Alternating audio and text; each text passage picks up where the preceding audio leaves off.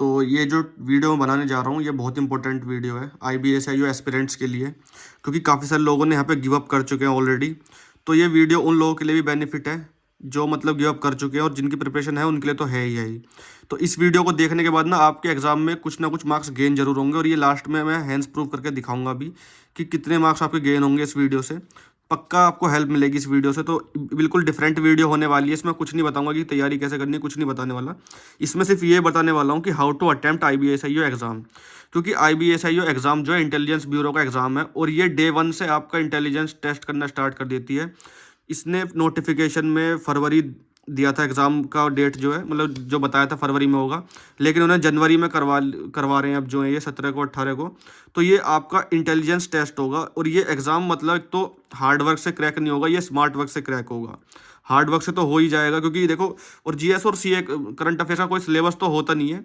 तो यहाँ पे आपको स्मार्ट अप्रोच लगानी पड़ेगी, क्योंकि अभी आपने अगर मॉक्स दिए भी होंगे तो आपके 60 या 70 मार्क्स रह रहे होंगे मॉक्स में। तो इस वीडियो को देखने के बाद ना आपके 5 या 10 नंबर का आपको बेनिफिट होगा ही होगा 100%। और ये भी हो सकता है कि आपका सिलेक्शन हो जाए इस वीडियो को देखने के बाद। इसमें मैंने ऐसी अप्रोच बताई है कि मतलब एकदम अच्छी अप्रोच बताई है, बिल्कुल डिफरेंट, और आज तक ऐसी वीडियो मैंने कभी बनाई भी नहीं। तो देखो स्टार्ट करता हूँ। आपके 5 सेक्शन है, इंग्लिश, मैथ, रीजनिंग, GA और करंट अफेयर्स। ठीक है, आपको 1 घंटा मिलेगा, 100 क्वेश्चन 100 मार्क्स के, 20 ईच एक सेक्शन, मतलब ये सब 20 मार्क्स के होंगे। ठीक है ना। आपको आपकी लाइफ चेंज करने का, आपका सब चीज़ चेंज करने का, आपका जो है बैंक बैलेंस चेंज करने का 1 आवर मिलेगा, मतलब 1 घंटा सिर्फ। ठीक है। और देखो एक चीज़ भी बिल्कुल सत्य है, परम सत्य है, कि आपकी जो कट ऑफ है, ठीक है, 2015 में 65 गई थी, 2017 में 75 गई थी, और 2021 में उन्होंने रिवील नहीं की थी। तो इस बार कट ऑफ 75 प्लस जानी जानी है। अगर आपने कोई और भी एग्जाम दिया होगा तो उसमें भी आपने देखा होगा कि कट ऑफ कितनी हाई गई थी। 995 वैकेंसीज़ है, जब यहाँ पे 1300 वैकेंसीज़ पे 75 गई थी, तो इस बार तो और भी कम है। तो इस बार तो फॉर्म्स भी ज़्यादा फिलअप हुए हैं, उस बार सोर्सेज भी ज़्यादा हैं। उस समय तो चलो इतना यूट्यूब का क्रेज़ नहीं था, ठीक है, इतना ज़्यादा मतलब सोर्सेज नहीं थे पढ़ने के, तो स्टूडेंट्स इतने अवेयर नहीं थे। लेकिन इस समय तो बहुत ज़्यादा अवेयर है स्टूडेंट्स, फॉर्म्स भी फिलअप ज़्यादा हुए हैं इस बार तो। ठीक है। तो इस बार आपको क्या करना चाहिए, क्योंकि काफ़ी सारे लोगों ने गिव अप कर दिया ऑलरेडी, क्योंकि डेट्स देख के जो एग्ज़ाम की, क्योंकि 5 दिन बचे हैं, 5 या 6 दिन। ठीक है। तो अब क्या करना चाहिए, देखो यही चीज़ मैं इस वीडियो में बताऊंगा, और इस वीडियो को देखने के बाद बेनिफिट होगा ही आपका। अब आपका समय कम बचा है आपके पास, डिमोटिवेट आप हो चुके हो, गिव अप आपने कर दिया है। सभी स्टूडेंट्स के दिमाग में अब ये है कि यार अब तो कुछ नहीं हो सकता। तो उन्हीं स्टूडेंट्स के लिए मेनली मैंने ये वीडियो बनाई है। तो देखो अब आप आगे, चाहे इजी आए एग्ज़ाम या चाहे डिफ़िकल्ट आएगा, कट ऑफ चेंज होने वाली है नहीं। पढ़ने वाले स्टूडेंट्स बहुत हैं इस समय इंडिया में, आपको पता ही है। कट ऑफ चाहे वैकेंसी चाहे 1000 निकल जाए या 500, कट ऑफ कम नहीं जाती, बढ़ती है हर साल। तो 75 प्लस जानी जानी है, 75 प्लस आउट ऑफ 100 जानी जानी है। तो अब आपको क्या करना चाहिए, अब आप एग्ज़ाम देने जाओगे, 1/4 की नेगेटिव मार्किंग है, तो कम कम से कम आपको 75 प्लस तो लाने ही लाने पड़ेंगे। इस तरीके से अटैम्प्ट करना पड़ेगा 75 प्लस, कि आपका कोई गलत ना हो। 75 आपके ठीक ही ठीक होनी चाहिए, 75 से ज़्यादा भी जा सकती है मतलब जो है कट ऑफ। ये मैं क्या कहते हैं, तो अगर आपको गेम में रहना है ना, IB एग्ज़ाम क्लियर करना है Tier 1, Tier 2 के लिए बैठना है, तो आपको 75 प्लस तो लाना ही लाना होगा। और लाना भी इस तरीके से होगा कि आपके 100% ठीक होना चाहिए वो जो है 75 वाले क्वेश्चन। तो क्या कहते हैं, अब आपको देखो आपके मार्क्स में आ रहे होंगे 60, 50, 40, 70 ऐसे आ रहे होंगे मार्क्स। तो देखो अब आपको एग्जाम में करना क्या है, आपको एग्जाम में करना पड़ेगा 100 आउट ऑफ 100 क्वेश्चंस अटेम्प्ट करने पड़ेंगे। और करने कैसे पड़ेंगे, यही मैं आपको एग्जाम में मतलब इस वीडियो में आगे बताने वाला हूँ। तो वीडियो बिल्कुल स्किप मत करना, बेनिफिट होगा आपको इस वीडियो देखने से। जो स्किप कर देगा देखो उसका कुछ होना तो है नहीं, और मैं उसे रोकूंगा भी नहीं। ठीक है, अगर स्किप करनी है तो यहीं स्किप कर दो, मुझे आगे कोई वो नहीं है। तो जो जिसको एग्जाम क्लियर करना है ना, वो वीडियो आखिर तक देखो। ठीक है। अब आपका इंग्लिश, मैथ, रीजनिंग है, ठीक है, 60 मार्क्स का है। कम से कम भी ना, कम से कम आपको ये जो है 60 मार्क्स वाला जो पोर्शन है ना, ये मैथ, इंग्लिश, रीजनिंग, ये 35 से 40 मिनट्स में आपको करना पड़ेगा हर हालत में, तभी आप इसको टाइम दे पाओगे। GS और CA को, जो कि एक गेम चेंजर है, मैंने लिख रखा है। और सभी जो जितने भी टीचर्स हैं, चाहे स्टडी IQ के विपिन सर हो, सब यही कहते हैं कि GA और GS मतलब जो CA है करंट अफेयर्स, वही गेम चेंजर होगा इस एग्जाम में। क्योंकि जो ये इंग्लिश, मैथ, रीजनिंग है ना, ये बहुत ईजी लेवल की आती है। चलो इंग्लिश का तो एक बार को पता नहीं होता, लेकिन अगर आप रीजनिंग देखोगे ना, तो उसमें आप 20 आउट ऑफ 20 भी कर सकते हो। तो क्या कहते हैं, ये इंग्लिश, मैथ, रीजनिंग को आपको करना पड़ेगा 35 मिनट या 40 मिनट में, ताकि आप 20 मिनट्स इस सेक्शन को दे सको जो कि 40 मार्क्स का है। क्या होता है ना, देखो जैसे आप देखते होंगे, चाहे दिल्ली का कोई भी एग्ज़ाम होता हो या छोटा मोटा कोई एग्ज़ाम होता हो, यूपी का या कोई सा भी, तो उसमें क्या करते हैं ना स्टूडेंट्स, इस तरीके के एग्ज़ाम में मतलब वो दे देते हैं 55-50 मिनट दे देते हैं उसको, क्या कहते हैं, रीजनिंग और मैथ इस इंग्लिश में अटके रह जाते हैं। जीएस और सीए का जब पोर्शन खुलता है तो वो 5-6 मिनट में सारे टिक मार्क करके कुछ भी उल्टा सीधा पढ़ के लगा के चले जाते हैं और उनका सिलेक्शन होता नहीं है। सबसे बड़ी प्रॉब्लम है यहाँ पे, क्योंकि वो सारा टाइम यहीं निकाल देते हैं, यहाँ उनके बचता ही नहीं है उनके पास टाइम, तो बिना पढ़े क्वेश्चन का आंसर देते हैं और उनका सिलेक्शन होता नहीं है। फिर वो बाद में कहते हैं कि एग्ज़ाम हार्ड आया था, क्योंकि उन्होंने क्वेश्चन ही नहीं पढ़ा। क्या पता ऐसा होता है कि कई बार सीधा सीधा क्वेश्चन पूछ लेते हैं और आपको आता हुआ क्वेश्चन भी आप गलत कर देते हो, ऐसा भी होता है कई बार। तो देखो सबसे पहले आपको अटैम्प्ट क्या करना है, चाहे एग्जाम में पहले जीएस खुले या करंट अफेयर्स खुले या रीजनिंग मैथ इंग्लिश खुले, सबसे पहले आपको वो सेक्शन पूरा करना है जो आपको परफेक्टली आता है, ठीक है। और वो मैं जानता हूँ कि सबसे पहले आपको इंग्लिश मैथ रीजनिंग में से ही करना चाहिए, ठीक है। जो आपको तीनों में से अच्छी तरीके से आता हो उसको आप जल्दी से जल्दी ख़त्म करो, ठीक है। उसके बाद आप 20 मिनट्स कम से कम इसके लिए निकाल के रखना पक्का, ठीक है। अब मैं देखो सबसे ज़्यादा मेरे पास देखो स्ट्रेटजी भी लिखी हुई है, तो आपको कहीं जाने की ज़रूरत नहीं है। देखो वीडियो को बिल्कुल हम मेन पार्ट चलने वाला है। तो देखो स्ट्रॉन्ग सब्जेक्ट फर्स्ट करो, मतलब पहले बार आपको जो करना है वो आपको करना है स्ट्रॉन्ग वाला सब्जेक्ट आपका, जिसमें आपकी पकड़ अच्छी है स्टूडेंट, ठीक है। सेक्शन की जो, चाहे इंग्लिश हो या रीजनिंग हो, चाहे मैथ हो, जिसमें भी आपकी पकड़ अच्छी है। जीएस और करंट अफेयर्स पहले नहीं करना, क्योंकि ऐसा होता है कोई एग्ज़ाम, मतलब कोई आपका जीएस का कोई क्वेश्चन ऐसा खुल गया जो आपको नहीं आता, या कोई हार्ड क्वेश्चन खुल गया जैसे मतलब कोई अजीब सा। क्योंकि देखो ये जो आपका एग्ज़ाम है ना, ये जो है इंटेलिजेंस ब्यूरो का एग्ज़ाम है, और ये इंटेलिजेंस ही चेक करती है डे 1 से, आपकी जो है टीयर 1 से टीयर 3 तक आपकी इंटेलिजेंस ही चेक होगी। क्योंकि उन्हें ऐसा भोंदू बच्चा नहीं चाहिए जो मतलब बिल्कुल बौखला जाए पेपर देख के, ठीक है ना। उन्हें ऐसा स्टूडेंट नहीं चाहिए, उन्हें चाहिए कि कोई अगर केस दे उन्हें तो वो उसका सॉल्व करे, ठीक है ना। तो आपको बिल्कुल यहाँ पे तरीका स्मार्ट लगाना है, ठीक है, स्मार्ट बन के रहना है। स्मार्टफोन की दुनिया चल रही है, तो इस समय आपको स्मार्ट रहना ही पड़ेगा, तभी आप दूसरों से बेहतर बन पाओगे, ठीक है। तो आपको स्मार्ट अप्रोच लगानी पड़ेगी। तो अटैम्प्ट करना है आपको सबसे पहले, क्या कहते हैं, इंग्लिश मैथ रीजनिंग में से, और करना कितने मिनट्स में, 40 मार्क्स का मैटर है उसमें, ठीक है ना। ये मतलब 60 मार्क्स में से कम आपको 40 मिनट्स लगा के इसमें से कम 50+ मार्क्स लाने पड़ेंगे, ठीक है। और ये आ भी जाते हैं, देखो रीजनिंग हलवा रीजनिंग आती है, बिल्कुल इजी रीजनिंग आती है, 20/20 भी ला सकते हो। चलो मैं मानता हूँ इंग्लिश एक बार को सिनोनियम एंटोनियम या फिर कोई मैथ का टॉपिक ऐसा होता है जो मुश्किल होता है, प्रोबेबिलिटी या कॉम्बिनेशन परमुटेशन टाइप का, ठीक है ना, तो उसमें से कई बार दिक्कत हो जाती है। तो मैं मान के चलता हूँ कि 40 में से यहाँ पे 32 आप ला सकते हो, ठीक है। ज़्यादा भी आ सकते हैं, मैं ये नहीं कह सकता कि इसी रेंज में आएंगे, आपके ज़्यादा भी आ सकते हैं, ठीक है। अब देखो बात आती है सारी जीएस और करंट अफेयर्स पे आके रुक जाती है सारी बात। ये आपने कर भी लोगे, उसके बाद यहाँ दिक्कत आएगी आपको। देखो अभी आपके पास टाइम है, चाहो तो आप अभी तैयारी कर सकते हो, गिव अप करने के लिए मैं नहीं बोलूँगा। मैंने इस पे वीडियो बनाई थी ऑलरेडी कि स्ट्रेटजी क्या होनी चाहिए, उस पर मैंने सारे लेक्चर्स दिखाए थे, इसमें भी लास्ट में दिखा दूंगा लेक्चर्स। तो मैं अभी आपको जो अटेम्प्ट करने का तरीका बताना चाहता हूँ। देखो सबसे पहले तो आप क्वेश्चन को रीड करना आराम से, समझने वाला। कई बार वहाँ पे लिखा होता है कि नहीं है, मतलब कुछ ऑप्शन दे देंगे आपको कि जैसे कोई प्रधानमंत्री इस देश का नहीं है, तो वो आपको देखना है कि नोट तो नहीं लग रहा कहीं क्वेश्चन में, क्योंकि ये इंटेलिजेंट तरीके से पेपर को डिज़ाइन किया जाता है आईबी का जो है, ठीक है ना। हल्का एग्जाम नहीं होता उसमें, बस दिमाग लगाने वाली बात है। स्मार्ट बच्चा ही, इंटेलिजेंट बच्चा ही उस एग्जाम को क्लियर करेगा। तो आपको देखना है कि क्वेश्चन में कहीं पे नहीं तो नहीं लिखा, नोट तो नहीं लिखा, क्योंकि कई सारे ऑप्शन दे देंगे, मतलब 4 ऑप्शन देते हैं, तो उसमें से देखना है कि कहीं क्वेश्चन ने ये तो नहीं कहा कि नहीं है, ठीक है ना, नोट तो नहीं लिखा, ठीक है। सिली मिस्टेक्स की वजह से मार्क्स कटते हैं हमेशा आपके, तो आपको वो चीज़ नहीं करनी, आपको क्वेश्चन पढ़ के ही आंसर देना है, ठीक है। और एक चीज़ और मैं बताऊंगा कि देखो आपको ना पेपर देख के बौखलाना नहीं है। सबसे पहले तो देखो आपको अपने कंप्यूटर पे ध्यान रखना है, 1 घंटे में बिल्कुल आपको अपना सर उठा के बरार वाले पड़ोसी के अपने कंप्यूटर में नहीं देखना, पड़ोसन के कंप्यूटर में नहीं देखना आपको, ठीक है ना। आपको अपने कंप्यूटर पे ध्यान रखना है पूरा पूरा, जो है अपनी ज़रूरत की सारी चीज़ें लेके जाना, पानी वानी जो आपको ट्रांसपेरेंट बोतल लेके जानी है ले जा सकते हो, ठीक है ना। किसी से मांगना नहीं है पानी, अपना ध्यान रखना है, 1 घंटे के अंदर अपना फोकस रहना है आपको। तो अब देखो मैं ये कहना चाहता हूँ कि वो जो एग्ज़ाम डिज़ाइन करेंगे आईबी वाले, वो स्मार्ट तरीके से करेंगे। हो सकता है आपको पहला क्वेश्चन ना आता हो, दूसरा ना आता हो, तीसरा ना आता हो, चौथा ना आता हो, 5वें से आपको आना स्टार्ट हो, और ऐसा है कि मतलब आप करते चले जाओ। तो आपको ना पेपर देख के बिल्कुल बौखलाना नहीं है, ठीक है ना। जो आता नहीं है उसको लीव करते चले जाओ, नेक्स्ट करते चले जाओ, ठीक है ना। अब जो है स्मार्ट अप्रोच क्या होनी चाहिए अटैम्प्ट करने की आईबीएस या एग्ज़ाम की।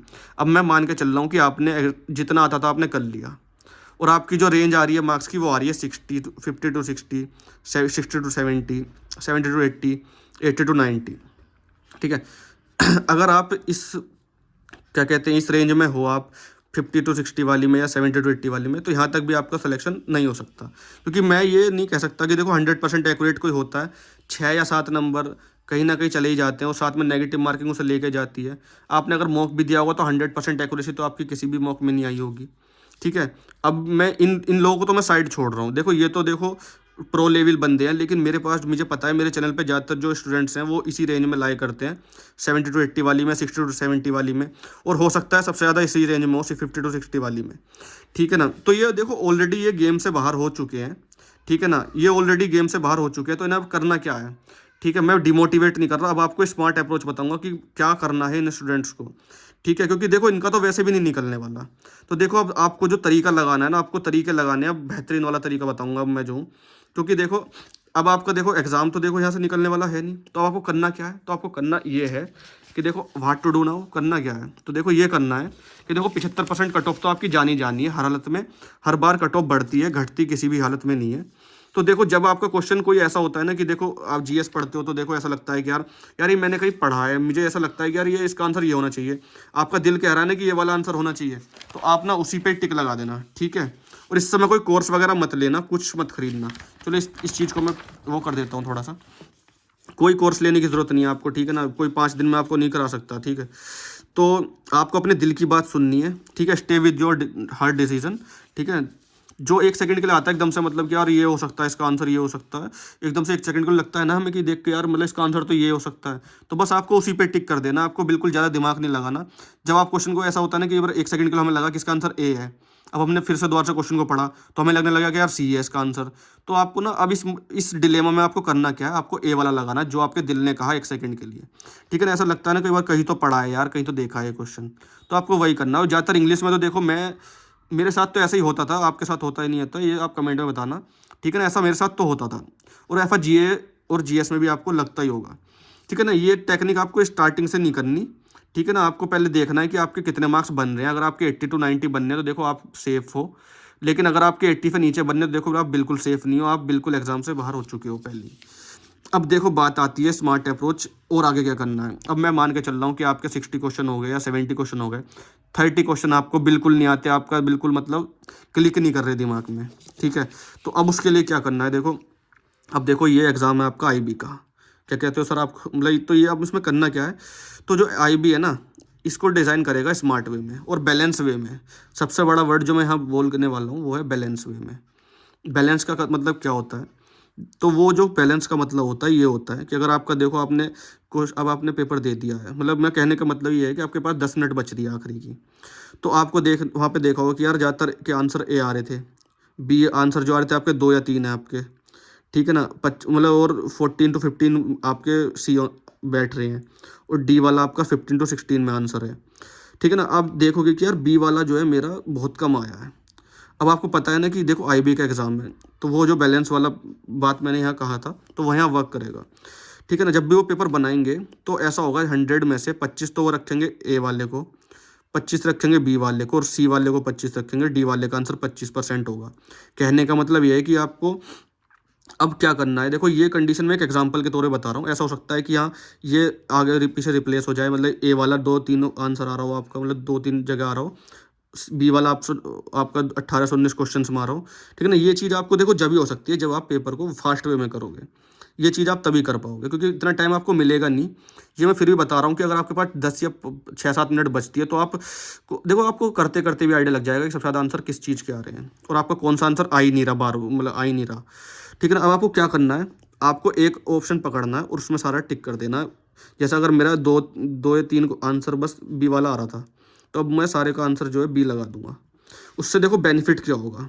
ठीक है ना। अब आप कहोगे यार 1/4 की नेगेटिव मार्किंग है सर, नंबर कट जाएंगे, तो यहाँ पे मैंने वो भी चीज़ का आंसर दिया है आपको। 5 क्वेश्चन का लेके चल रहा हूँ मैं। जैसे आपका हर सेक्शन में 5-5 नंबर, मतलब 5 क्वेश्चन बच रहे हैं, तो देखो अगर 5 में से आपके 2 ठीक हुए, 3 गलत हो गए, तो 0.25 के हिसाब से आपके 2 में से अगर 0.75 चले गए तो 1.25 का तो आपको तब भी गेन हो रहा है। ठीक है ना। और यही मैं कह रहा था आपको कि हैंड्स प्रूफ आपको लास्ट में दिखाऊंगा करके कि आपको गेन मिलेगा, फ़ायदा मिलेगा इस वीडियो से। तो अब मैं देखो आपको कह रहा हूँ कि यार आपके 70 क्वेश्चन आपने ठीक कर दिए, 30 आपके फिर भी बच गए, ठीक है। तो आपको क्या करना है, जैसे आपने बी लगा दिया सब में, ये मैंने एक एग्जांपल दिया है, इसमें हो सकता है सी भी हो सकता है, डी भी हो सकता है, या ए भी हो सकता है, ठीक है ना, कुछ भी हो सकता है। लेकिन आपको ध्यान देखना पड़ेगा कि सबसे कम जो आपका आंसर जो आप नहीं आ पाया आपका, तो वो कौन सा है, ठीक है ना। तो अगर मैं मान के चलता हूँ कि आपका 30 में से 23 गलत हो गए, 7 ठीक है आपके, तो तब भी आपका अगर देखो 6 आ रहा है, मतलब 1/4 की नेगेटिव मार्किंग के बाद, तो +1 का गेन तो तब भी आ रहा है आपका, तो +1 नंबर आपका तब भी होंगे, ठीक है ना। तो +1 का फ़ायदा तो आपको तब भी होगा उसमें जो है, ठीक है ना। तो ये तरीका आप लगाना, देखो ये तो मैंने एग्जांपल दिया है, हो सकता है आपके +5 +6 +7 ऐसे भी हो जाए, और किसी का लक अगर ज़्यादा ही अच्छा हुआ तो भाई उसका +10 भी हो सकता है, ठीक है ना।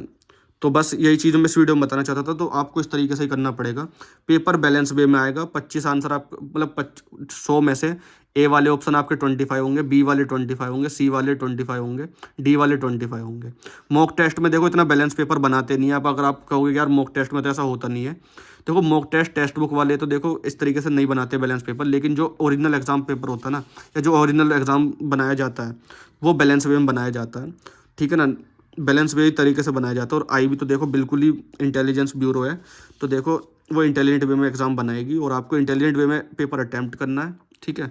और आपको स्टे फोकस रहना है बिल्कुल एग्जाम में, बिल्कुल हड़बड़ाना नहीं है, कोई कोर्स नहीं खरीदना आपको, ठीक है। रिवीजन करो आप अपना जितना भी हो सके, मॉक लगाओ, मॉक का एनालिसिस का जरूर टाइम रखना, पॉजिटिव माइंडसेट रखो, टारगेट बेसिस पे पढ़ो। मतलब कि आपको अगर 500 क्वेश्चन लगाने हैं ना, तो बिना 500 क्वेश्चन लगाए आप उठो नहीं बिल्कुल भी, ठीक है। और देखो कट ऑफ आपके 75+ जानी जानी है, इसको कोई नहीं रोक सकता। इस बार भी जो है, पिछली बार भी कोई नहीं रोक पाया था, इस बार भी कोई नहीं रोक पाएगा, ठीक है। ऑलरेडी मैं सब चीज़ बता चुका हूँ इस वीडियो में, ठीक है। अगर आपको लेक्चर वगैरह वाले देखने की किसके लेक्चर करें, तैयारी जो है कहाँ से करें, तो वो चीज़ मैं जो हूँ पिछले वीडियो में बता चुका हूँ आपको जो है, ठीक है ना। वो चीज़ मैं एक बार और दिखा देता हूँ, आप स्क्रीनशॉट ले लेना।